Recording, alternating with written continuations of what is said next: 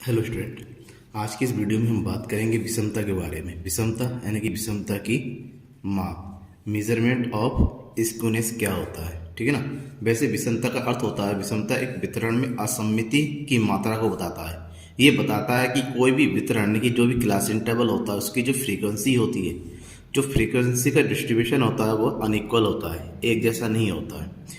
इससे पहले हम क्या करते थे, श्रेणी के पद औसत से कितनी दूर है इसका ज्ञान केंद्रीय प्रवृत्ति यानी कि जो सेंट्रल टेंडेंसी हम लोग यूज करते थे उससे ये पॉसिबल नहीं हो सकता था, जिससे हम पता कर सके कि श्रेणी के जो पदमूल होते हैं, जो वैल्यू है वो औसत से कितनी दूर है, मतलब जो औसत है और उसके बीच में क्या डिफरेंस है इसकी पता नहीं चल पाता था, ठीक है ना।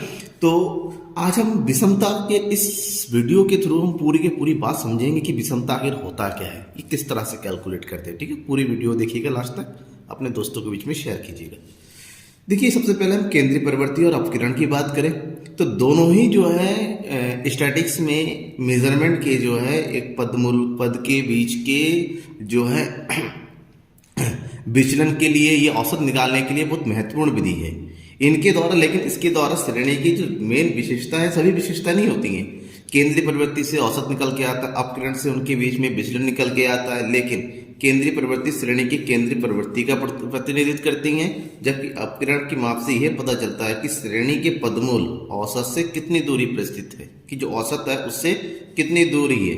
लेकिन यहाँ पर श्रेणी की बनावट की जो श्रेणी है वो किस प्रकार का बना हुआ है और उसका स्वरूप कैसा है इसकी जानकारी नहीं मिल पाती। जैसे फॉर एग्जाम्पल अगर हम बात करें कि दो एग्जाम्पल दिया है यहाँ पर, ये है वितरण और इसकी फ्रीक्वेंसी है, यानी कि फ्रीक्वेंसी का वितरण, आवर्ती वितरण, ठीक है ना। 5, 15, 30, 30, 15, इसको वो सममित वितरण कहते हैं। सममित वितरण मतलब जितने के हिसाब से ये पद चढ़ता है, ठीक है ना, उसी हिसाब से ये जो उतरता भी है। जबकि असममित वितरण का मतलब होता है कि ऐसा जहां पर जो फ्रीक्वेंसी का डिस्ट्रीब्यूशन होता है अनइक्वल होता है, एक जैसा नहीं होता है, ठीक है ना। अब दोनों ही श्रेणी में जो माध्य 30 है और जो विचलन जो है स्टैंडर्ड डेविएशन जिसको बोलते हैं, प्रभाव विचलन, वो 145 का अंडर रूट है, ठीक है। लेकिन इससे हमें ये कहीं नहीं पता चलता इन दोनों से कि इन दोनों श्रेणी का जो है वितरण किस प्रकार से हो रहा है, ठीक है ना। यहाँ पर तो देखने से लग रहा है कि एक जैसा चढ़ रहा है, जितना चढ़ रहा है उतना ही उतर रहा है, जबकि यहाँ पर अनइक्वल है। तो अनइक्वल है तो कितना अनइक्वल है इसकी हम बात नहीं हो पा रही है, क्योंकि जहां पर ये सम्मित होता है, सम्मित में बिल्कुल भी विषमता नहीं है, यहाँ पर पूरा समानता है, समान है, ठीक है ना। जबकि यहाँ पर जो है विषमता, तो विषमता कितनी है इस बात की हम पता करेंगे। किसी श्रेणी में आवर्ती वितरण का स्वरूप कैसा है, यानी कि आवर्ती वितरण किस प्रकार का है को ज्ञात करने के लिए जिस सांख्यिकी विधि का प्रयोग किया जाता है उसे विषमता की माप कहते हैं। मतलब इस तरह के यहाँ पर तो विषमता हमारा 0 आएगा, क्यों, क्योंकि यहाँ पर जो डिस्ट्रीब्यूशन है बिल्कुल सममित है, जबकि यहाँ पर अनइक्वल है। तो कितना होगा, जिस विधि से हम इसका जो है एनालाइज करेंगे, स्टडी करेंगे, उसे हम विषमता की माप कहेंगे, ठीक है ना। थोड़ा सा और आगे जो बढ़ते हैं इसके बारे में, सिम्पसन और काफ्का के अनुसार उन्होंने विषमता के बारे में जो है डेफिनेशन दिया था कि किसी आवर्ती वितरण में विषमता से हमारा अभिप्राय सम्मिति से दूर हटने की मात्रा, किस वो सम्मिति से कितना दूर है, यानी कि जो स्क्यूनेस है वो सिमेट्री से कितना दूर स्थित है। मतलब अगर कोई, जैसे मैंने एग्जांपल दिया था इसमें, यहाँ पर ये सम्मित है, ठीक है ना, तो हम ये देखेंगे जो डिस्ट्रीब्यूशन ऑफ फ्रीक्वेंसी है वो सम्मिति से कितना दूर है, बस इतना पता करना है हमें विषमता के माध्यम से। विषमता की जो विशेषता की बात करें पहली विशेषता है विषमता आवर्ती वक्र की आवृत्तियों के बारे में बताती है, ठीक।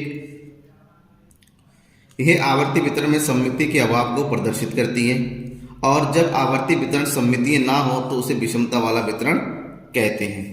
अब विषमता को समझने से पहले हमें सबसे पहले आवर्ती वितरण को समझना पड़ेगा। आवर्ती वितरण होता क्या है। आवर्ती वितरण दो प्रकार के होते हैं, एक होता है सामान्य वितरण जिसको सममित वितरण कहते हैं, दूसरा होता है विषम वितरण जिसको असममित वितरण कहते हैं। सबसे पहले सामान्य वितरण की बात करें या सममित वितरण, ठीक है ना, सिमेट्रिकल डिस्ट्रीब्यूशन। सिमेट्रिकल डिस्ट्रीब्यूशन में इस वितरण में आवृत्तियां एक निश्चित तथा नियमित क्रम में बढ़ती व घटती हैं। जो वितरण का घटना या बढ़ना होता है वो क्या होता है, निश्चित होता है, यानी कि जितना ये चढ़ेगा उतना ये घटेगा। इसी कारण क्योंकि इनका जो चढ़ना घटना बढ़ना जो है निश्चित होता है, नियमित होता है, एक ही समय अंतराल में होता है, इसलिए इसका जो अगर ग्राफिकल व्यू करें वो घंटे की आकार का बन जाता है, यानी कि बेल शेप्ड होती हैं।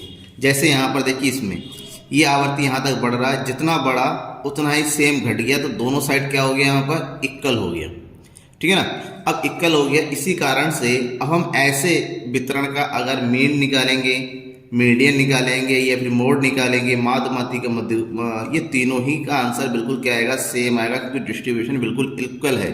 सो यह mean equal to median equal to mode हो जाएगा। ठीक है ना। ऐसे में जो विषमता है, वैसे विषमता को हम जे के थ्रू दिखाते हैं। जे हमारा कितना होगा, 0 होगा, तो यहाँ पर बिल्कुल विषमता नहीं है। अब विषमता जहाँ पर है उसकी बात करें, विषमता जो पाया जाता है वो असममित विषम या विषम वितरण में पाया जाता है। ये एक ऐसा वितरण होता है जहाँ पर आवर्तियों के बढ़ना या घटना ये कोई भी नियमित नहीं होता है, यानी कि समान नहीं होता है। जब ये समान नहीं है, ऐसे में इनका माध्य, मध्यिका और बहुलक जब हम निकालेंगे, मेन मीडियन मोड, वो भी इक्वल नहीं आएगा, वो कम ज़्यादा आता रहेगा।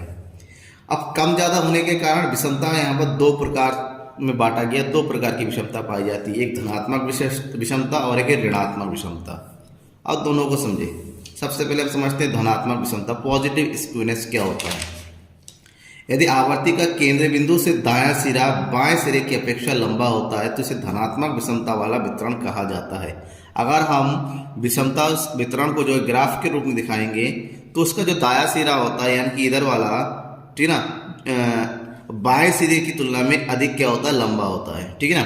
तो इधर देखिए ये पूरा फ्लैट हो रहा है, जबकि ये एक साइड में जो है इसका ऊंचाई बढ़ रहा है।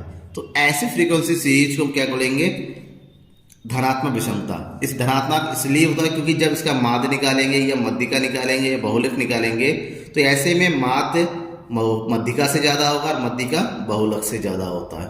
इसके ठीक उल्टा होता है ऋणात्मक। ऋणात्मक में जो है बायां सिरा दाएं सिरा से अधिक लंबा होता है, यानी कि यहाँ पर जो है देखिए ये हो गया दायां सिरा ऊपर की ओर, जबकि बायां सिरा बिल्कुल क्या हो गया, लंबा हो गया, फ्लैट हो गया। ठीक है ना।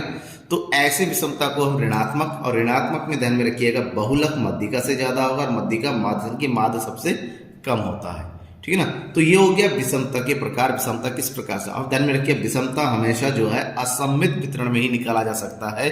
और कैसे निकालेंगे, इसकी मेथड कौन कौन से, ये हम नेक्स्ट वीडियो में पढ़ेंगे। Thank you.